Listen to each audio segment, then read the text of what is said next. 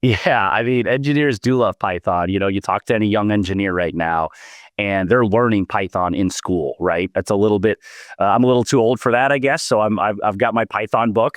I've read about 2 pages of it, but certainly it acts. We're able to access a handful of different physics libraries, and other ways to kind of wrap, if you will, some scripting and some automation and some intelligence around the core physics, right? So, most engineering tools nowadays, most engineering simulation tools have an API for Python so that you can hook in to any, say, business bespoke, intellectual property driven optimizers. But we've got a connection in, we can optimize at the geometry level.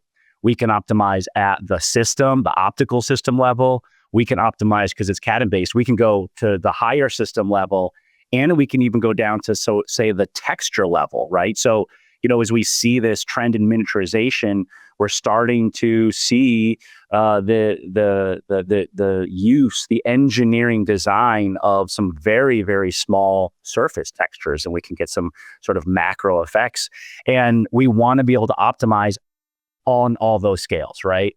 Nano, micro, macro system, et cetera. And having a tool that's scalable like that, but also hooks into Python in case you have some specific requirements that need to be optimized at those levels is really, really, really important.